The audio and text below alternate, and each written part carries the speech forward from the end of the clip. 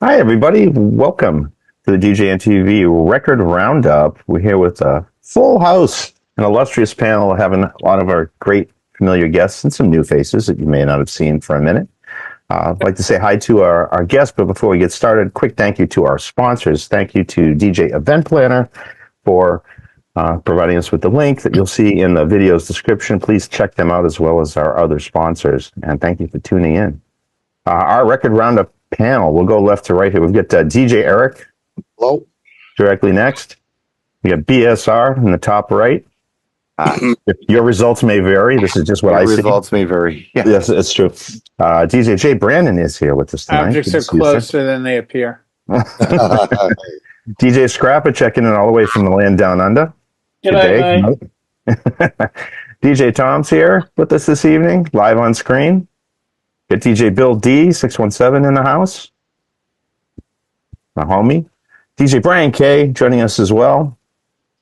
And DJ Damon from Michigan, Dearborn. Yep. Try to remember. You always want to call you Detroit, but it's a D, but it's the other D. It's close. Well, I'm 10 minutes away, so shit. Yeah. Dearborn's important. He'll travel. He'll travel for gigs. Just look him up. Dearborn's got cred. We'll travel for music. But what we like to do...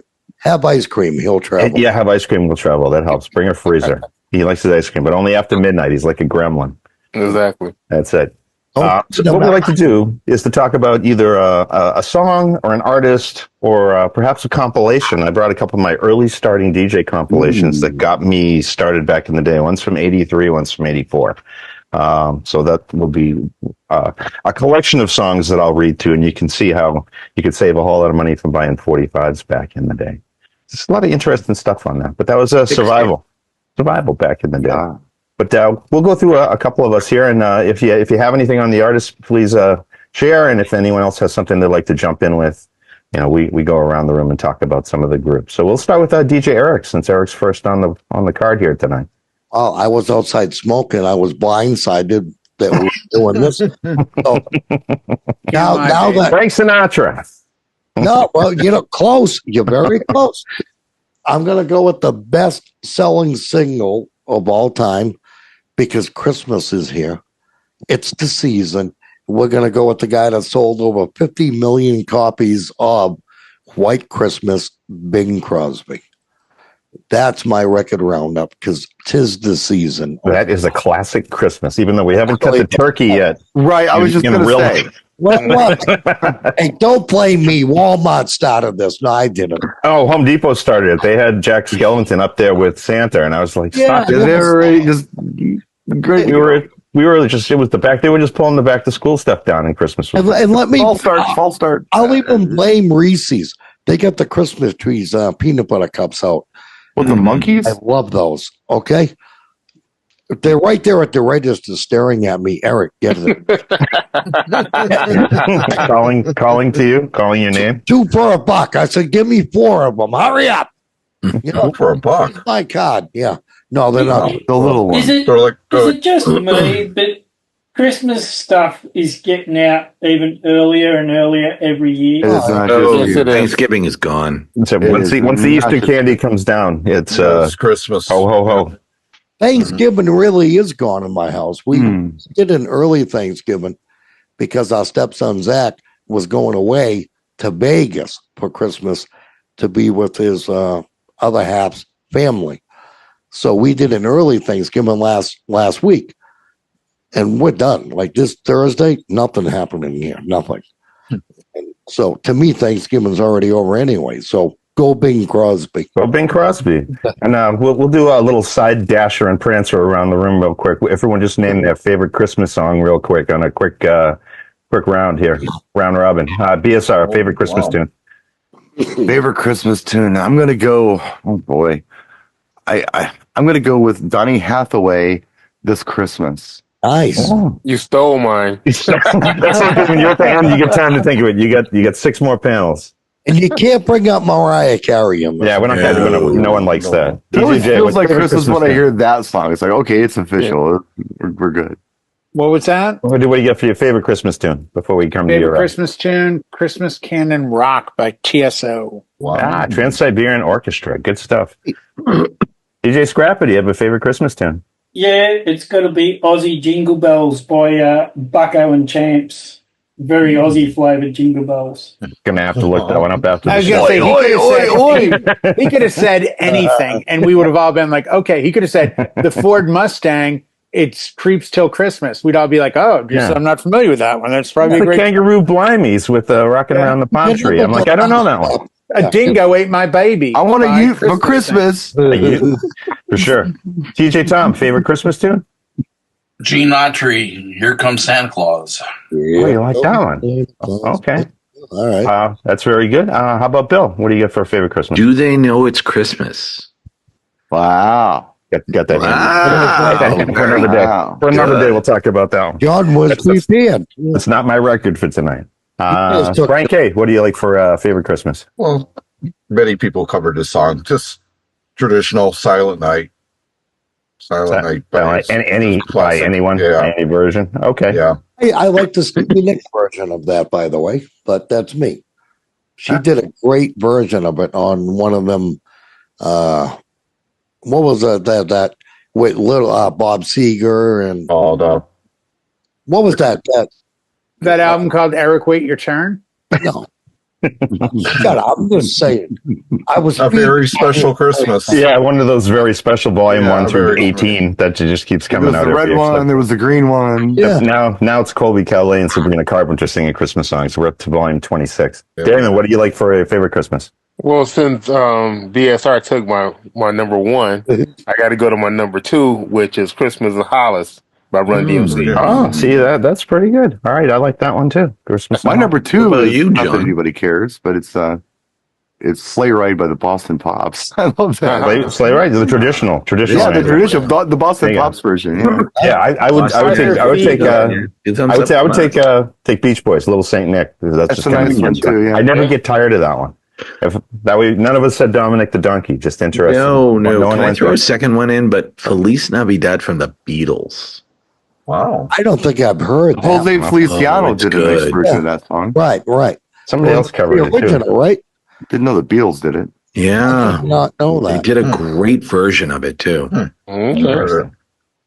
Interesting. Very interesting. So that's just a quick little aside to fill some time because we all have some favorite Christmas and it's only a month away. Start your shopping. By the time this airs, it'll probably be Christmas Eve. So who knows? That's why I like Thanksgiving. It's Christmas without the presents.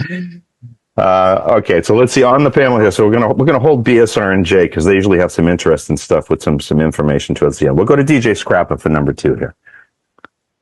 Oh, A record for the day. Sorry. Oh, that's all right. Because if you had a song or an artist, that's usually just what we just riff on. But can you give us the name of your Christmas song again? Because I want to just auto Shazam that for later. Put it in the chat. We'll read it out loud because I don't know what that one is. All right, we'll read that. Aussie Jingle Bells by Bucko and Champs. Bucko and James. Bucko and Champs. Aussie Jingle. When you said Aussie Jingle, I was thinking of the tune he did with that blonde girl there. They did what's her name? Jessica Simpson. They did Winter Wonderland together. Ozzy and Jessica Simpson. Wow. In the meadow, we can build a snowman. Okay, so DJ Tom, do you have a record or a song for us, or an artist, or something you'd like to talk about for pick for some of our listeners to look into a little deeper? Check into the ELO album Out of the Blue. Ooh. Oh, now you're talking. Ooh. I saw them in concert last month, and their final tour was at the end of the month, and it was really fun to hear them doing that. The Mr. Blue Sky, and that was their last official song and everything. Wow. Very nice. Oh yeah. Is it official? Is Jeff Lynne hanging it up after this? Is like I'm done?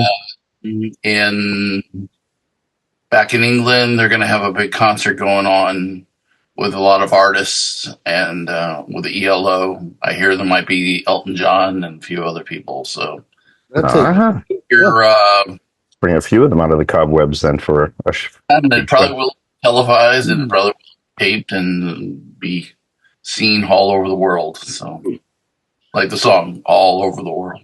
all over. Off of the Xanadu soundtrack.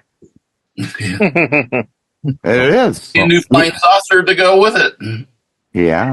No, that is a great album. And it's interesting to think of, the creative mind of Jeff Lynne. I mean, the single that I think was the last single off of the previous album was Strange Magic. And to hear the shift in his creativity and how he wanted to do something different and out of the blue is so cool. I mean, didn't that have Sweet Talking Woman on it? Yes. Yeah. I mean, that's a very different vibe than Strange Magic, but it's so good. They're both great, but wow. Wow. What a guy. That wasn't the Telephone Line either, right? Was that Telephone Line was on the album before that. Okay. All right. Out of the blue, they kind of, I don't know. When I think of the 70s, I think of the first half of the 70s and the second half of the 70s because they sound different. Like, early 70s stuff sounds different. It's produced differently. It's got a different energy to it. It's almost got a different structure to it than the second half of the 70s. So Strange Magic is like first half of the 70s, and then stuff like Sweet Talking Woman and stuff is the second half of the 70s. It's kind of the type of pop music, the quality of pop music, the structure of pop music that took us through probably the next 30 years. It's just really good. It was amazing. Yeah. All their stuff. It was just, very radio friendly and nice. ELO, always worth checking out. And don't miss Don't Bring Me Down. Don't miss. That was Discovery. Telephone Line was huge. That was off of Discovery. That was 1978, I believe. And that was considered their disco album because it also has Shine a Little Love and Last Train to London on it. Let's not forget Hold On Tight. I love that one too. That was an 80s track. It is a good one. I know. I'm just saying. This is how far they went. And they were still going, Well, he was still going. Well, right. Hold On Tight. And the one that everybody sleeps on that I think is amazing is the stuff he did on the Xanadu soundtrack. The Xanadu music, off label, like you say. Wow. Love it. Ripped off Badfinger, let's face it. Move on. Ripped off the Beatles. Ripped off everybody. Well, a lot of bands sound like the Beatles. Tears for Fears' whole career was based on the Beatles. Yeah, pretty much. Thank you for the pick, Tom. That was definitely great. ELO, check them out, man, for sure. And follow Jeff Lynne all the way up into the Traveling Wilburys, too. And beyond.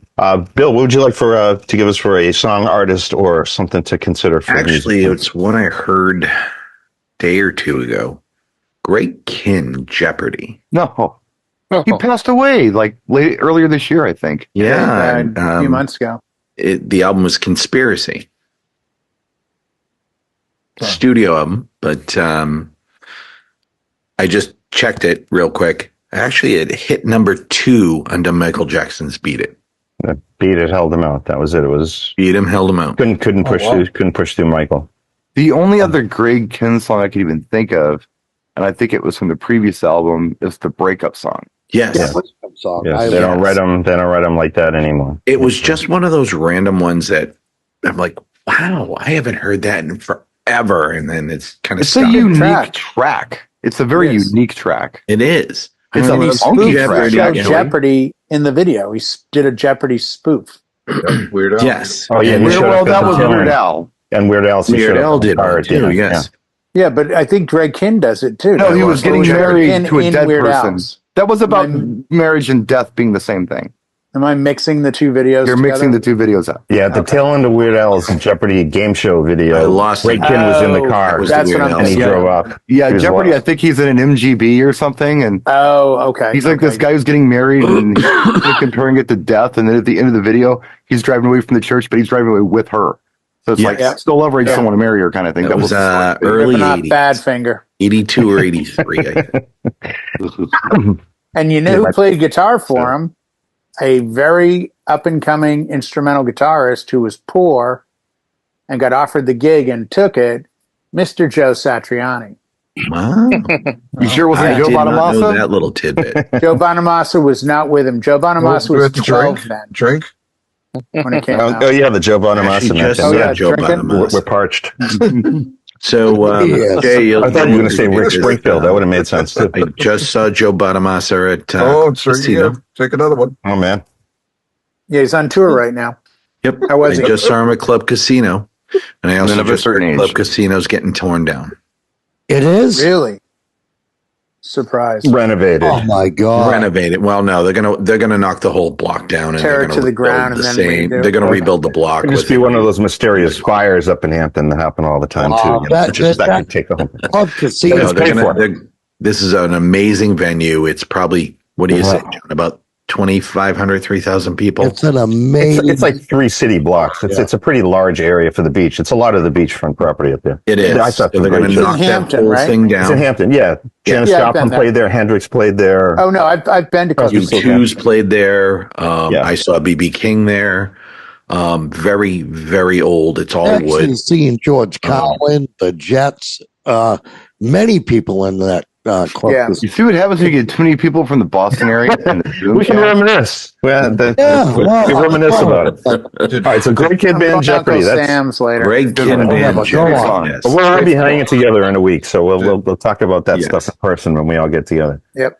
Brian K, what do you want to give us for Okay. a song or an artist? Or Brian's is special. Just so you know. Mine's a visual, I guess. we'll put a This album came Special out star on in June of this year. Debbie Gibson. What do you see this, Jay? This is cool. Not And this, then they It's really cool. issued a special edition of the album in September of this year. And the album is the Saltburn soundtrack, okay. Wow. It which gets better. featured 13 tracks. Now, this is the soundtrack, not the score, but the Yeah, soundtrack. this is a soundtrack from. Yeah. Not all these songs are in the movie, though. Actually, there's some that were not in the movie. Okay. So maybe they're the credits or something. Okay, yeah. Is that the show movie that reignited Sophie Ella Baxter's murder? Yes. on the Yes. dance floor? that Yeah. Brad Don't Murray on ruin the it. dance floor Don't back. ruin it for him. Yeah. Go ahead. A couple of the tracks that I know off this soundtrack are The Killers, Mr. Brightside. Mm-hmm. I'm sorry, look at the list here. Time to Pretend from MGMT was a hit on EDM radio. Satisfaction from Benny Benny Benassi. Benassi. Uh-huh. And the reissue of a song by a woman named Sophie Ellis Baxter, Murder on the Dance Floor, originally released in 2001 Yes. and became a hit again. And I put it back on the charts again. It's also got Son of the Underground LCJ, which is worth mentioning. And I'm looking at it right here. It's got Tom Kraft with Loneliness. It's a great song, by the way, if you don't know it. It's really good. It's a good album. It's actually a really good soundtrack. And this is the special edition version of the album. Where do you see this? Where do you? Because- I can't wait. If you saw the movie, there was a scene with a bathtub, and they issued a bathwater issue With the version drain. of the album. Oh my god. Isn't that cool? That's is awesome. so cool. It's cool and disturbing. But knowing the scene and looking at And that, disturbing, it's yes. really disturbing. Yeah, wash your hands after you handle the bathwater. This is supposed to be soapy water, not something Oh, else in it. okay. Oh, Yeah. it wasn't after the tub? Okay, I get it. Yeah. They call it the bathwater edition. Yeah. So that's not Another Another- no. That no. is it's probably one of the Different movie. coolest things I've Yeah. ever seen. Oh, that is awesome. I and the wonder what- fluid is pressed inside. I wonder what because the it's moving liquid would around. do if it was spinning on a turntable. Just go to the ends, or It's all gotta It's just- a little thicker than a normal album. of course. Wait, have you used it, Brian? Have you I haven't played played it yet. No. He doesn't have a Let needle us for know a when you turntable. do if the liquid shoots to the sides. Yeah, Let it- it's I don't- centrifugal You don't even force or have to something, drop right? the needle; just put it on the turntable. Yeah, put on Yeah, turntable. I don't know. Hit I play. really will. How much was that album? I paid $90 for this I'm album. gonna have Oh, I almost want to pay $90 for that album myself. It's Okay. too. I don't I'm have like, any. if it was I don't have 20 any bucks, records. I'll get 2 of them and use them on the Cross 12s. That'll look awesome. That would look seriously dope. think? Yeah, They're cool. I don't have any aren't they? records with DJ moving booth, parts. Jay. Yeah, Wow. No, you need to buy Yeah. 3, Jay, because you I want to pay keep one $90. Pioneer, they have to invest in them. pristine and the other 2 Jeez, use that is- Yeah, Dope, you want Brian. time codes with fluid in Yeah. them. I'd be like, what? I've never heard of that before. Like, Yeah. you got to talk to my pal. I told you it was Jay neat. just made $1 billion. That's I super told you it was neat. neat. That's super I don't know what neat. He the made how many time code. Yeah, he made time code how vinyl. many Liquid in it. Yeah. How I many don't know. Fluid. releases they made of this album? I don't know. It's limited, but It's very limited. What is that one again, Brian? Anybody's going to beat this one. It's the One more Saltwater time? soundtrack Bathwater edition. Yeah, Salt Burn Oh, Saltburn was the show. Was the Bathwater movie? edition. But it's not. It's not the soundtrack. It's the It is the soundtrack. It's not the score. it's not the score. It's movies. Yeah, Soundtrack. I'm on Wikipedia Amazon right Prime. now, and it says Saltwater Motion Picture Center was released June 28th on CD and digital formats. It consists of indie sleaze and pop songs popular in the 2000s. The album also scheduled to be released, which is what you have, on LP, an Amazon exclusive gold LP, and a picture disc on the 23rd of August. In addition, a Bathwater liquid-filled LP is scheduled to be released on the 29th of September via Bad World. So, Brian, An infamous scene from the film. what did you say you paid for it? I paid $90. What's it on Discogs now, I wonder? Right now at A Newberry lot. Commerce, it's listing at 175. Oh, good Oh, it job. was You're already I'm making looking the on last time I eBay looked. here in Australia, and it's like there's It's a $250, European import also. $300. Wow. Yeah, it's not. It's an import disc too. No, it's Oh, okay. that's the neatest. eBay's got it for 200. That's super neat. Yeah. yeah. Really curious to see what that would do when it's spinning at 45 on a platter, though. It's Brian good. should have been the grand finale on this one. I can't beat Yeah. I'm pretty sure it's 33. How long have you Even though had it's that? European. It I just just came got out, it. right? I last just week. got it last Couple weeks week. ago, I got it. You ordered it, or I guess the day it came out, and then it finally showed up. Yeah, something like that. Well, I bought it on eBay actually. Okay. I didn't know where to buy it. 153 is the cheapest I found it right now. Wow. Good job, Well, Brian. It's cool. Good, It's good, cool. good keepsake. That's very Very unique, cool. and I You can't gotta say keep it. I've ever seen a record with fluid in it. And it's got No. great tracks on it. Really, it does. You can actually listen to that. Yes. I would listen to that. And check out EDM the movie sleeves. also. But how cool would it be if you could design some time vinyl with liquid in it? You'd make a fortune. And they are doing it. No. I guess it's possible. Who would have thought that you could actually have fluid and it wouldn't throw off the balance of the record? You know, It's it just would, clever that it's a reference to the film too. That's what's fun about yeah. it. Yeah. Well, that's the whole point of it, I guess, is Yeah. it's a reference from the film. And Yeah, I think it's great. it's just cool. Wow. It's Super Hold super on cool to that, find. Brian. Super cool find. Totally cool. Hold on find. to that, Brian. That's going to be worth a lot of money. That's quickly. In Yeah. 10 years, that's going to buy a house. Yeah. Seriously. Yeah. And I'm glad you got to put $90 when you did. Yeah, no shipping costs you too. $90. Yeah, Free shipping. eBay's $200. Oh, pretty slick. Nice looking record too. Oh, that's cool. All right. We'll go to Damon. Have you had a chance to spin up something else? Well, I can't top that shit. I mean, I can't No, top I don't that. think anybody That's can. a great record. That is a good Yeah. record. But yeah, An some E1 artist record. or something that we may not know about that we should consider. What do you have for it? Oh man, I'm about to bring back a oldie but goodie. Well, at least for me, it's a oldie but goodie. DJ? No. You know, not quite that old. Well, I'm actually, kidding. almost the same time, but yeah. Probably, yeah. No. Well, this song came out in the original version. The song came out in 1983 by an artist called Jane.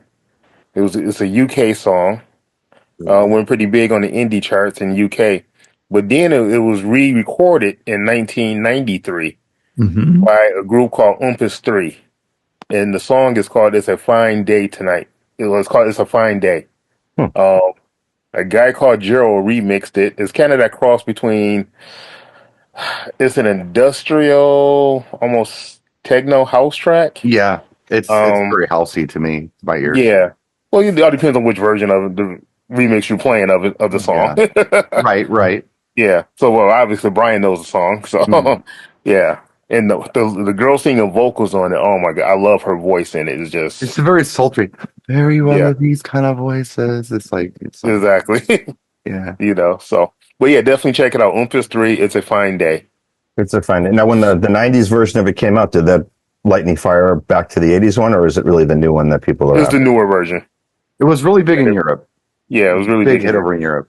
But the newer version is actually one that really people really know. Because the original one's more like a poem, and then It's They almost like a remixed it. Tom's Diner kind of thing, where yeah, Oh, you like can say spoken that. word, Yeah. spoken word Yeah. poetry kind of. And then some producer puts a beat behind it. So. Right. So, but yeah, just check it out. You hear that Maybe at play it after the show or something like that. Beatnik cafes while you're ordering your $14 latte. Right. Pretty much. Well, sounds pretty good. Play it after the show. It's a cool song. Excellent. Well, let's thank you for that, and let's hit our other resident barista in the house, Mr. J. What would you like to offer us for a tune for the roundup tonight? Well, I got this in Vegas a couple weeks ago, and I'd never heard of it. The group is called Los Lobotomies, and I'll just give you who's in the group on the album: Steve Lukather on vocal and guitar, David Garfield on keys, David Paich on organ, Simon Phillips on drum, Paul Rogers on vocal, Fee Wable on vocal, Richard Page on backing, and Lenny Castro on percussion. It's more or less Toto with some other people, including Fee Wable from the Tubes, and it's insane. They're 12 tracks. 2 of them are Hendrix covers. 2 of them are straight up Paul Rogers vocals, and the rest are a mix of Fee Wable and Steve Lukather. And it's like a jam very. album? What's that? Is it like a jam album? No, it's more just like really good players putting out fun music kind of thing. Cool. It's very guitar driven. It's called Candyman. I think they did 3 albums total.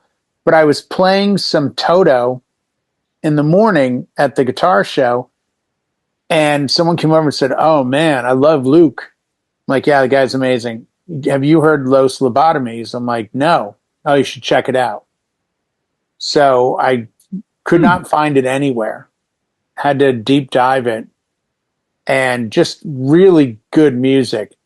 If you're a guitar / Steve Lukather fan, it's a good one. But it's one of those ones that if you play anything in public off of it, you're going to get that, "Hey man, who the heck is that? I've never heard this."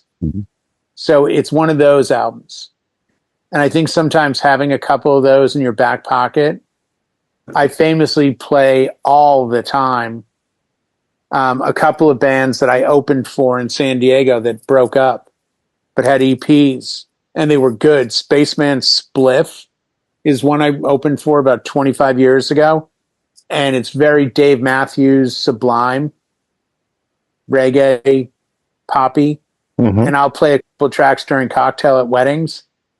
Literally 95% of the time someone comes up, "Hey man, who was that? I tried to Shazam it. It said couldn't find the track." I'm like, "Yeah, it doesn't exist." It was a CD. It's funny because Wikipedia lists it as a bunch of musical friends in California that it's an occasional band. Yeah. That makes sense. It's good songs. But it's how's Paul Rogers sound? Does he still sound? He's got that bad. Sounds really good. But I mean, this came out in '94, so it's not new Paul Rogers. I probably should have opened with "This is an older album." But again, it's one of those things where you're like, "I'm the DJ, I know everything," and somebody comes along and goes, "You got this?" "No, I've never heard of that." "Really?" Yeah. Yeah. Anytime someone does that, well, you've all heard of Los Lonely Boys, right? Yeah. Yeah. Okay. They were one of those groups that came on my radar the same way at a gig. Somebody's like, "Oh man, you got to check out Los Lonely Boys." Never heard of them. And then got the CD, and I think Willie Nelson produced them, or they were on his label or something. They were great. It's 3 brothers. But that's another one to check out, anything by Los Lonely Boys. But yeah, check out Los Lobotomies. Los Lobotomies, and you say they're up to their 3rd release at this point. So if you can track it down, there's additional content. Sounds like the first album was actually a live album? I think so, yeah. I mean, one of the tracks is written by Joe Walsh. It's kind of all over the map. There's 2 Hendrix tracks, Freedom, which I'd never heard, and Red House, which I had. And then there's tracks that people wrote. You know, Joe Walsh comes in on a track, and Simon Phillips writes a bunch of it. Lukather writes every track on it but the Hendrix stuff. Fee Wable's on, like, out of 12 tracks, Fee Wable's on 8 of them, I think. First album's over an hour. Yeah. It's good. It's different. But sometimes we need different. The first track is an hour? Oh, the first album. The whole run of the album. Over an hour's worth of music. No. It's not Dream Theater. How would you describe it, though? I'm listening to a little bit of it now in the background. It's jammy pop meets Toto meets the Tubes. Yeah. When the guitarist takes a solo, you get time to go get a sandwich, a drink, the restroom, paint something. Move your car in the parking lot, come back, and it's almost over by then. They got brass in there too. Oh, they got everything in there. Yeah. They have a sax player on it. Yeah, I'm hearing. It's weird. It's definitely weird. Oh. It's what it reminds me of. I could almost play this in the background as like upbeat corporate loungy. Yeah. It reminds me a little Zappa. Yeah. It's got a little Zappa Mothers of Invention kind of like, wow, these guys are really great players. What are they doing here? Kind of thing, You know what? After the show, you're gonna have to play some of it. So if you guys are interested, on YouTube, it has the Los Lobotomies, the full album, 1997. Los Lobotomies? Or cue that up. This is great stuff. That's if you want to use it as a verb. You're going to lobotomize somebody, as opposed to the lobotomies. No, super good. We'll definitely check that out. We had a lot of interesting. It's non-vocal though. It's all instrumental. No, because the one I'm recommending is an album called Candyman, and that has vocals. That has Luke Ether singing, Fee Waybill singing, and Paul Rogers singing. I'm listening to the one that's the 1997 album. It's the full album that's on YouTube. I could throw this behind on a corporate event and just let it run for an hour, and people would jam to it. Yeah. There's no vocals on it, though. Not on that one. Well, folks of a certain age would get it. Otherwise, no. This is the kind of stuff that you'd hear. No, this is totally the kind of stuff you'd hear if you went to a concert and you were sitting in your chair and you're waiting for the group to come out. This is the shit that they'd be playing like behind before, just kind of that elevator music. No, it's not elevator. Not at all. We'll have to look to more after the show. We get, we're going to get to that one. We're going to play a couple of those. You want to go before me, BSR? Yeah, because I think yours is going to be more interesting. I get compilations, and I'm just going to throw some of the nuggets that were on here. Compilations, I think, is a good thing to talk about, because I think that's more interesting than what I have to most of you. And I won't go on for too long about this, but I will tell you that not only is this one of my favorite albums, but I just recently acquired it. I had it on CD, but I'd never had it on album. And I found an original. This is not a repressing. This is an original. I was very excited to find it. And it's very good. And you all know it. And that would be Prince Parade. Huh? I love this album. This is the one that has Kiss on it that all the DJs have to play. Okay. Yes. And this is the last album that he did with the band The Revolution, where he actually had members of the band contributing artistically to the music. After that, everybody kind of became employees and they just did what he said and play these notes and don't tell me anything different. But Wendy and Lisa were very instrumental in writing material for this album as well.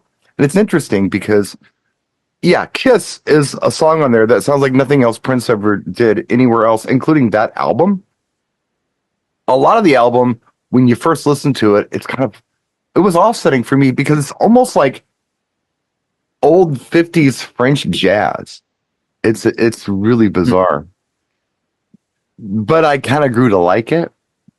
And when he died, there's a song on the album that a lot of people cited as their favorite Prince song. And it's a little eerie, too, because Prince died in April of 2016, I believe. And there's a song on here called Sometimes It Snows in April. And a lot of people cite that as their favorite Prince song. And it's on this album. But it's also got some cool tracks like Girls and Boys, maybe you know that one. That's what a lot of the album sounds like. Another Level Hole in Your Head, that was a single that was released. My favorite song on this album is one of my favorite Prince songs. It's called Mountains. A lot of people don't remember that song, but it was a single and it was really good. And I don't know why it didn't go anywhere. It was so good. But it's a good album. And I own it now. I really want it. Parade. Yeah. Parade.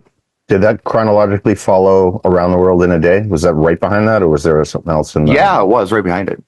It was between Around the World in a Day and Sign of the Times. Okay. And the movie Under the Cherry Moon is awful. Don't watch it. I've heard. Yeah, but he's getting a little artsy. He's getting a little artsy. You can admit that, Brian, because that movie was not that good. It's not good. I won't even watch that movie. It's that bad. It's the evolution of an artist doesn't always follow the trajectories we think it will. Like when we saw Purple Rain, you're like, wow, this is going to be energy and dance, and it's going somewhere. And Around the World in the Day wasn't lackluster, but it was totally a different vibe.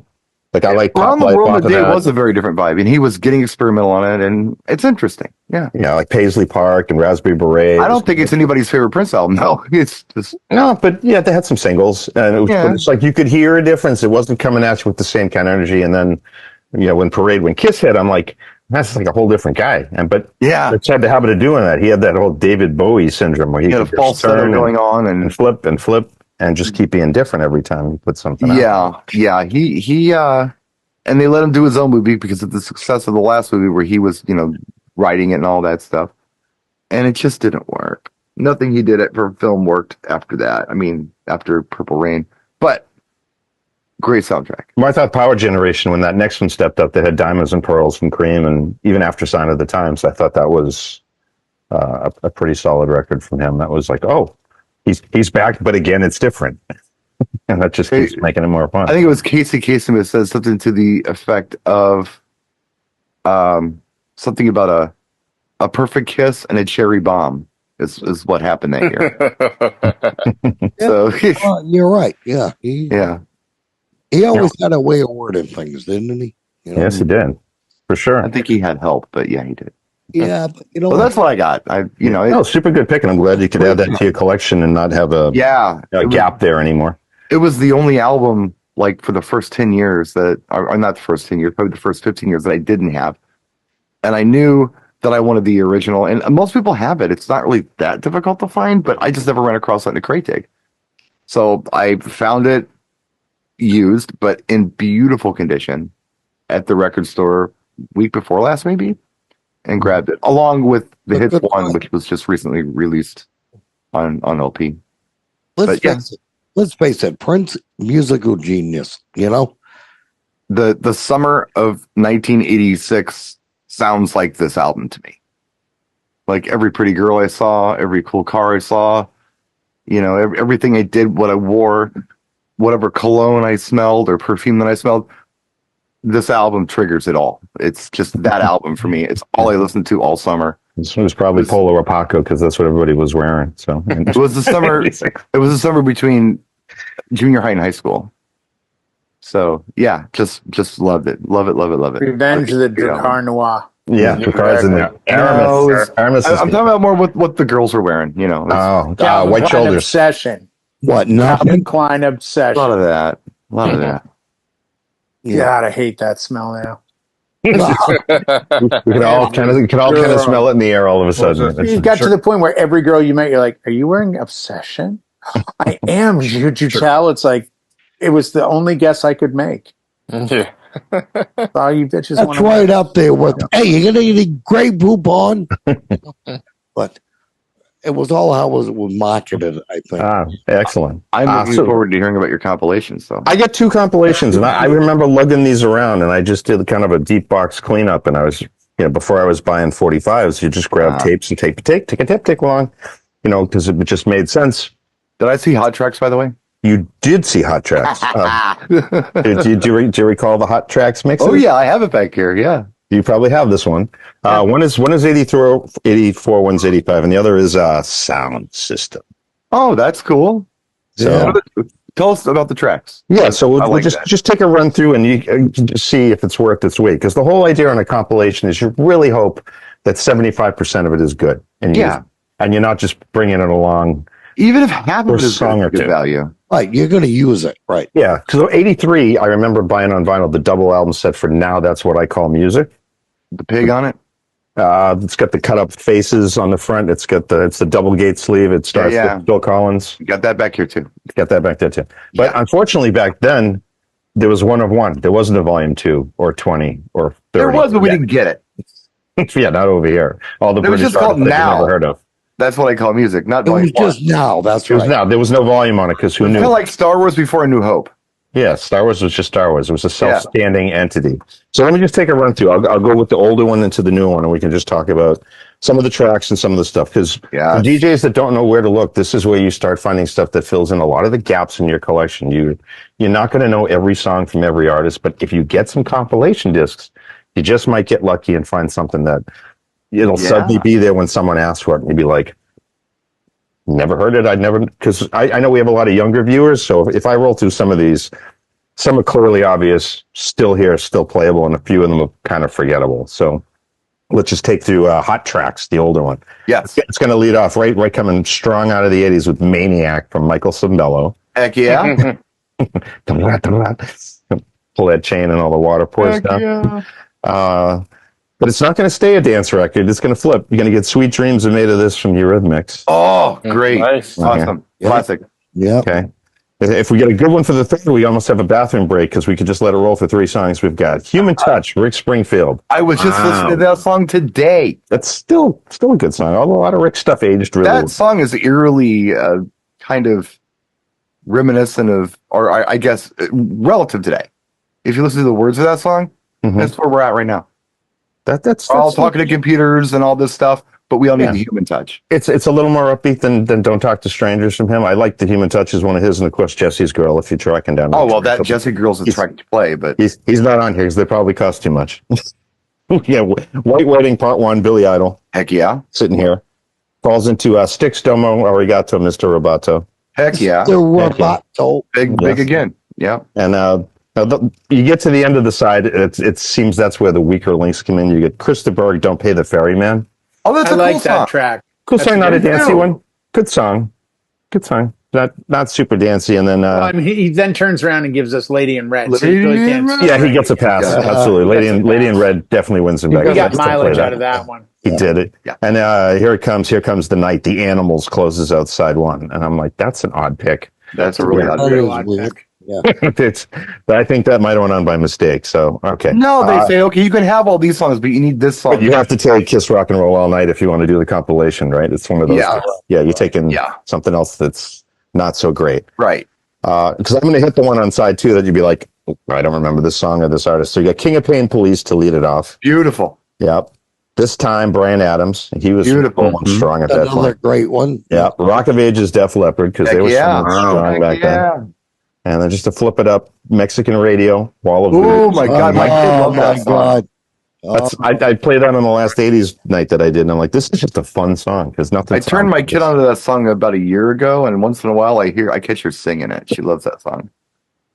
That is a pretty good one. I can't name another Wall of Voodoo song to save my life, but I know Mexican Radio. That's all you need. One is the answer. All you need. I think for the Vapors doing Turning Japanese, got to be the same guy. I was just going to say that, Brian. Yeah, I was just going to say it.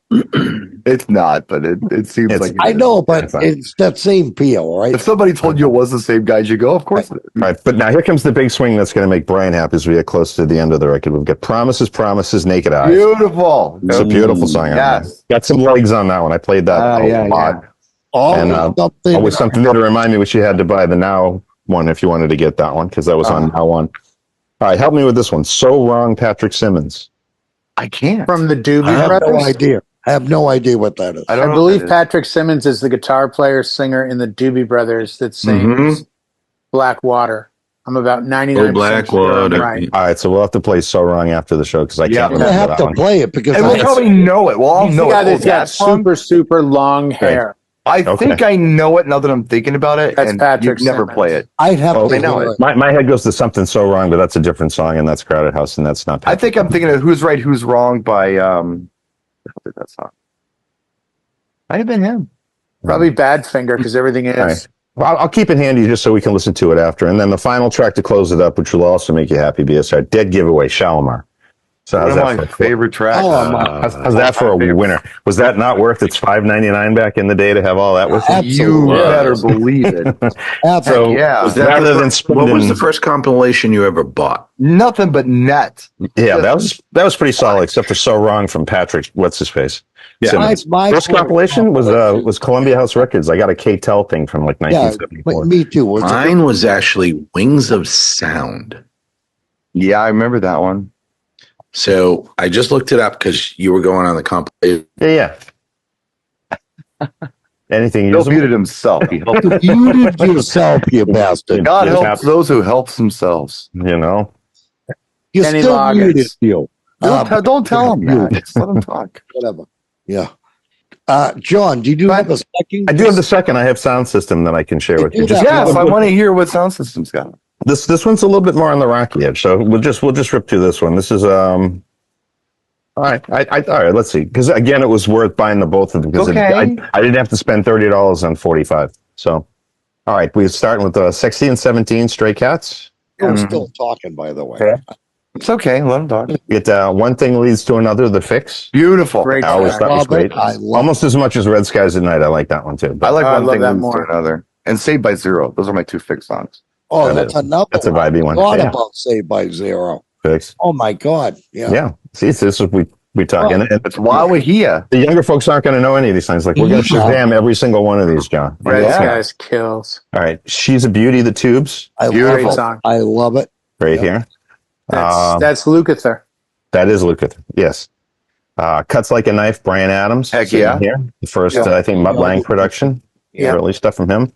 Don't Forget to Dance. The Kinks. Pretty song. Interesting. Oh, I love Is that Come Dance? No, that's Come Dance. Don't forget to dance.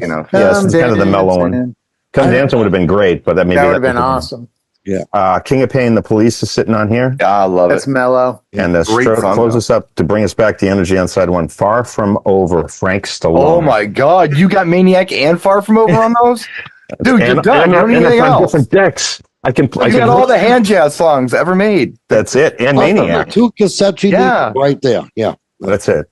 Okay, let's take it to side two, and we'll bring this in for a land. We got Heart and Soul, Huey Lewis, and the News. Beautiful. John Young is one of the best remakes ever. She's Heart and Soul. It was Climax who did that originally. Okay. Love is a Battlefield, Pat Benatar. That was her comeback song. That's huge. That was my song right there. You like that one? I like the video. By Holly Knight. Oh, interesting. We've got Souls from Rick Springfield. Don't remember that one. That one I don't remember myself. It's always one oddball in here, but I guess they hope. That was the B side of Jesse's Girl. We've got Harden My Heart, Quarter Flash landed on here. That's good. That's a good one. Great track. Mr. Avato Sticks, so I can do a remix now. I got that on both. That must be the song they had to put on. Domo. Yeah, do that high spin. We get Gold Spandau Ballet. Great track. That's a good song. And I guess another one that they pigeonholed in here was What If I'd Been the 138 special to close out the. That's a good song, but that's not a bad track. It's weird for a pop radio dancey, but go with that. The thing with the compilations is you never know what you're going to get. Look at all these put-togethers, like the best of country 90s or the best of new wave 80s, or there were so many categories in these: best of dance 80s, best of club 80s, 90s, 2000s. Look for all that stuff, and you can hopefully, get some of these missing pieces, because you don't want to go out and buy the full albums for one song, and we've all made the mistake of doing that because we didn't know it was only going to be one song. I remember when the grunge phenomenon hit the world, and I was Nirvana wave. Yeah, the Nirvana wave hit, and there was a lack of new music with energy to play for a club in a night spot. So what I started to do was flashback stuff. I was going back and playing the stuff from 10 years previous. So I was doing a lot of early 80s, mid 80s stuff. And of course, late 80s stuff, all the way up to when it happened. So I was kind of doing the, 10-year retrospect. That was my thing, was the flashback nights kind of thing. And what I didn't have, because at the time, there was a time when if a song was out of print, you couldn't get it unless you found it used and you crate dug and found it. The only place I could find the radio edit of Safety Dance was on an import CD called Poppin' Wave Volume 3, and it was $79. Holy moly. Now, I made $70 a night.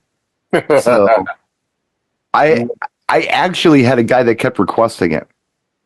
And he's like, I need to hear Safety Dance. I'm like, dude, it only exists in this one place. It's the only place that I found it. At the Camelot Music Store. He says, I'll go in halves with you. I'm like, done. So He paid $40. I paid $40. We had Safety Dance, and I kept the CD, and I made a recording of it for him.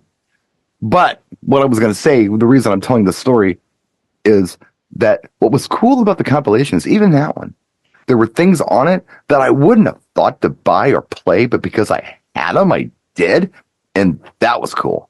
Yeah, then you can be a little more experimental. Like, I don't know this, but let's try it, and then it works. You know, like, or it could. A lot of times it was songs I already knew, but I just didn't think they were good enough or important enough for me to throw on.